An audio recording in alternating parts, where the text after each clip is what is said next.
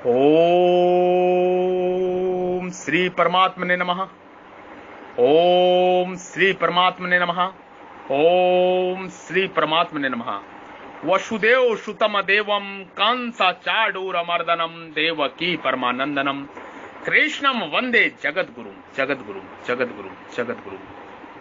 मच्चिता सर्वदुर्गुणी मात्र प्रसादात् ऋष्यसि अता चित्वा महांगडारान् स्वश्री विनंदस्यसि। मुझ में चितवाला होकर तू मेरी कृपा से संपूर्ण विघ्नों को तर जाएगा, और यदि तू अहंकार के कारण मेरी बात नहीं सुनेगा तो तेरा पतन हो जाएगा।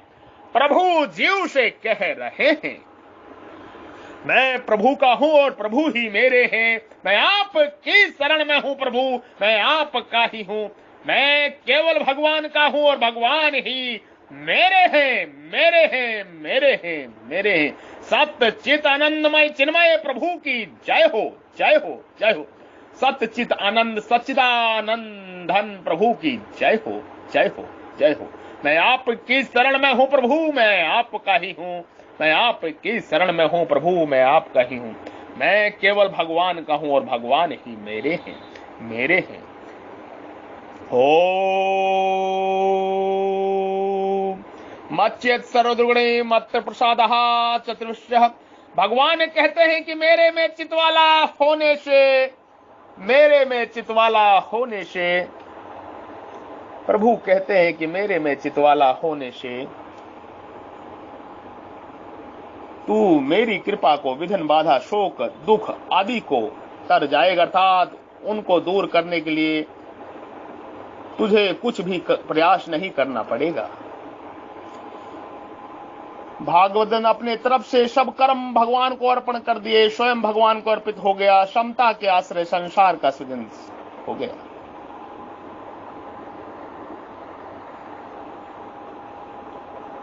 समता के आश्रय से संसार की संयोजन लोलुपता से सर्वथा विमुख हो गया और भगवान के साथ अटल संबंध जोड़ लिया।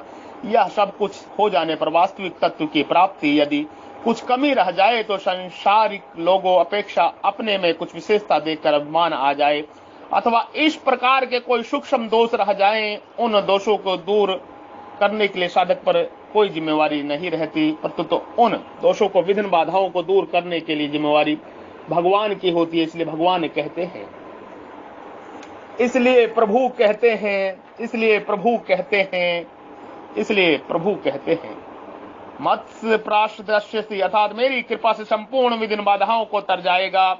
इसका तात्पर्य यह निकला कि भक्त अपनी तरफ से उसको जितना समझ में आ जाए उतना ही सावधानी से साथ कर ले। उसके बाद जो कुछ कमी रह जाए वह भगवान की कृपा से पूरी हो जाएगी।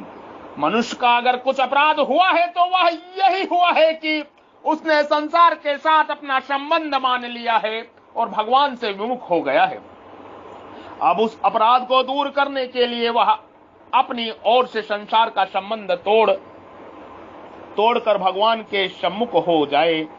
सम्मुख हो जाने पर जो कुछ कमी रह जाएगी वह भगवान की कृपा से पूरी हो जाएगी। अब आगे का सब काम भगवान कर लेंगे। तात्पर्य हुआ कि भागवत कृपा प्राप्त करने में संसार के साथ किस मात्र भी संबंध मानना और भगवान से विमुख हो जाना यही बाधा थी, पर बाधा उसने मिटा दी तो अब पूर्णता की प्राप्ति भागवत कृपा अपने आप करा देगी।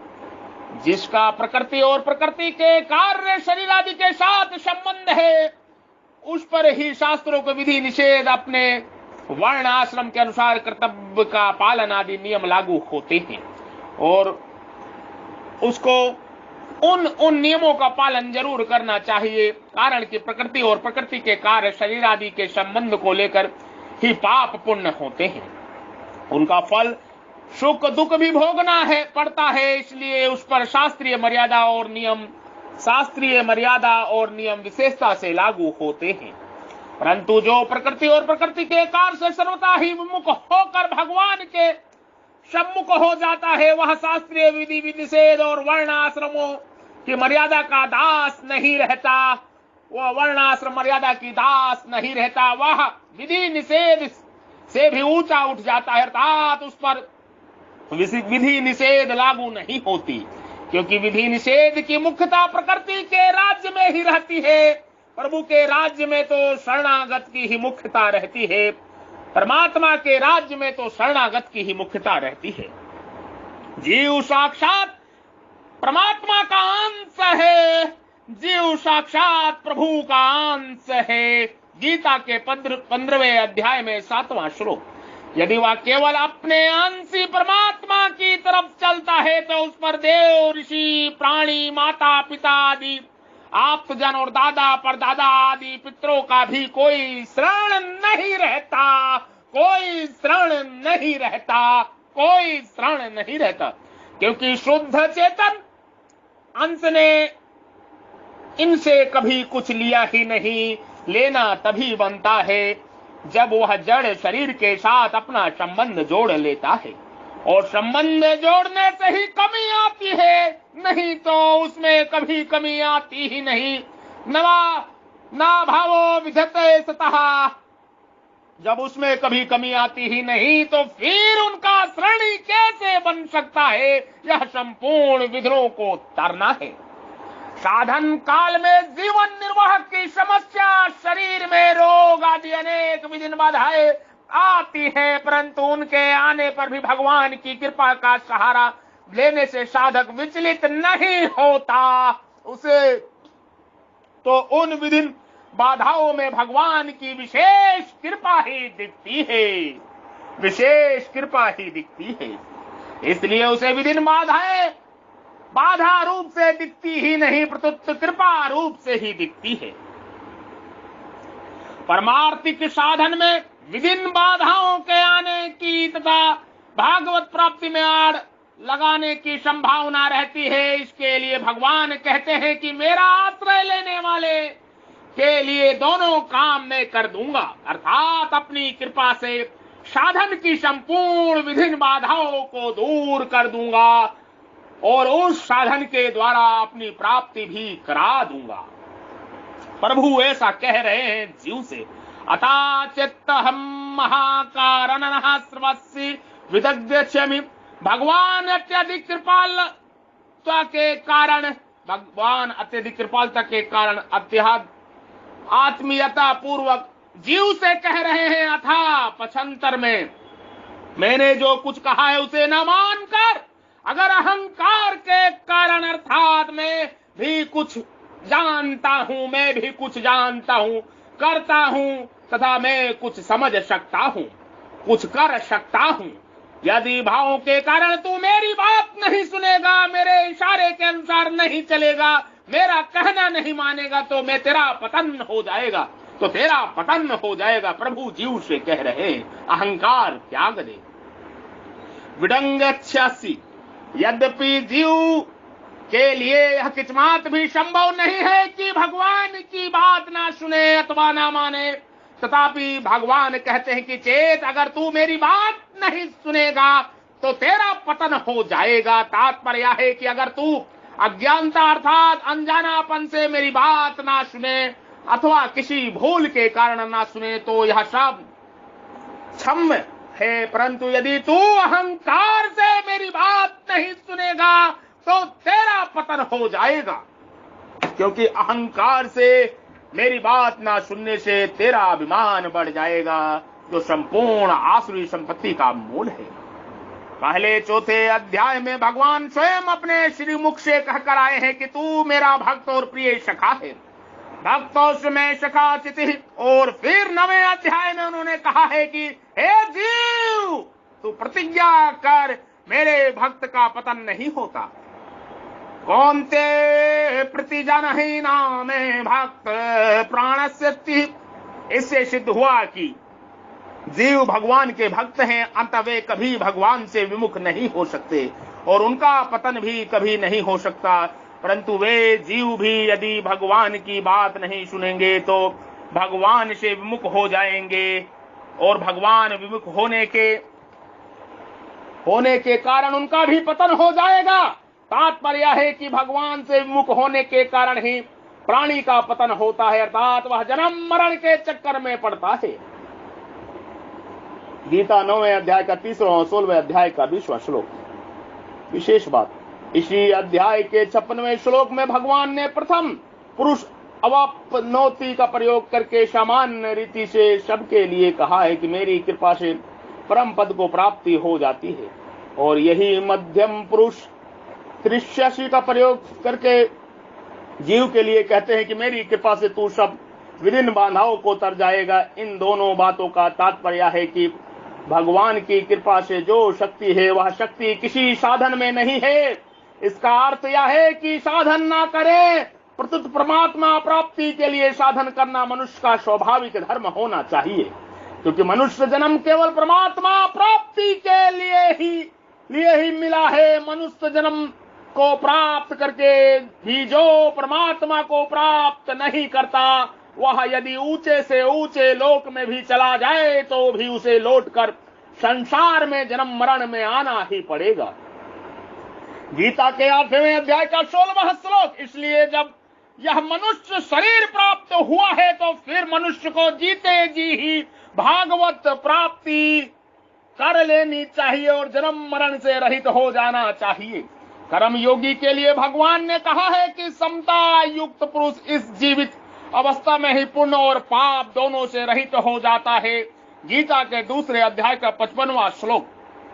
तात्पर्य हुआ कि कर्म बंधन से सर्वथा रहित होना अर्थात जन्म मरण से रहित होना मनुष्य मात्र का परम ध्येय है।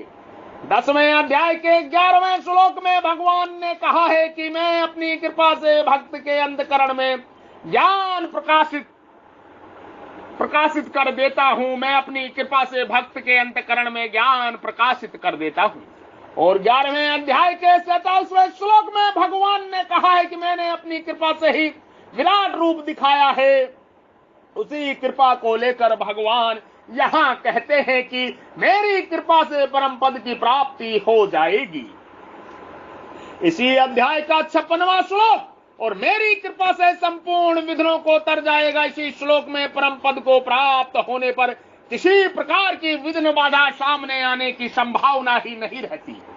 फिर भी संपूर्ण विघ्न बाधाओं को तरने की बात कहने का तात्पर्य है कि जीव के मन में यह भय बैठा था कि युद्ध करने से मुझे पाप लगेगा, युद्ध के कारण कुछ पर परंपरा के नष्ट होने से पितरों का पतन हो जाएगा और इस प्रकार अनर्थ परंपरा बढ़ती ही जाएगी। हम लोग राज्य के लोभ में आकर इस महान पाप को करने के लिए तैयार हो गए हैं। इसलिए मैं शास्त्र छोड़कर बैठ जाऊं और धृतराष्ट्र के पक्ष के लोग मेरे को मार भी दें तो भी मेरा कल्याण ही होगा। गीता के पहले अध्याय का 36वें 46वें श्लोक तक इन सभी बातों को लेकर और अनेक जन्मों के दोषों को भी लेकर भगवान जीव से कहते हैं कि मेरी कृपा से तू सब विघ्नों पापों को तर जाएगा। सर्वा दुर्गुणानि मत्र प्रसदात। भगवान ने बहुवचन में दुर्गुणानि पद देकर ही उसका सात सर्व शब्द और जोड़ दिया है। इसका तात्पर्य है कि मेरी कृपा से तेरा किंचिमात्र भी पाप नहीं रहेगा, कोई भी बंधन नहीं रहेगा और मेरी कृपा से सर्वथा शुद्ध होकर तू परम पद को प्राप्त हो जाएगा। भक्त का काम केवल भगवान का आश्रय लेना है, भगवान का ही चिंतन करना है, फिर उसके सब काम भगवान ही करते हैं। भगवान भक्त पर विशेष कृपा करके उसके साधन की संपूर्ण विघ्न बाधाओं को भी दूर कर देते हैं और अपनी प्राप्ति भी करा देते हैं। योगक्षेम वहां में हम, इसलिए ब्रह्म सूत्र में आया है कि विशेषानुग्रह, भगवान की भक्ति का अनुष्ठान करने से भगवान का विशेष अनुग्रह होता है। वास्तव में मनुष्य पर भगवान की कृपा तो है ही, पर भगवान का आश्रय लेने से भक्त को उसका विशेष अनुभव होता है। जय श्री राम, जय जय श्री राम, जय जय श्री राम, जय जय श्री राम, जय जय श्री राम, जय जय श्री राम, जय जय श्री राम। बोध से पहले दैत्य मोह में डाल सकता है, परंतु बोध हो जाने पर भक्ति के लिए संस्कृति दैत्य अदैत्य भी अधिक सुंदर होता है। वास्तविक तत्व तो अदैत्य ही है, पर भजन के लिए दैत्य है। ऐसी यदि भक्ति है तो वह भक्ति मुक्ति से भी 100 गुनी श्रेष्ठ है। राजन, जो सारे कर्तव्य को छोड़कर संपूर्ण से शरणागत वत्सल भगवान की शरण में आ जाता है, हे जीव, वह देव, ऋषि, प्राणी, कुटुंबजन और पितृगण, इनसे किसी का भी शरणी और सेवक नहीं रहता। स्वयं प्रभु जीव से कह रहे हैं। जय श्री राम। आप सभी के हृदय रूपी मंदिर में विराजमान परब्रह्म परमेश्वर ईश्वर को हम प्रणाम करते हैं, नमस्कार करते हैं, जो ब्रह्म ज्योति परम पुरुष आपके हृदय रूपी मंदिर में विराजमान है। कृपा मेरा प्रणाम नमस्कार स्वीकार करें। साधु साधु, जय हो, नमो नमः, नमो नमः, नमस्कार नमस्कार नमस्कार, प्रणाम।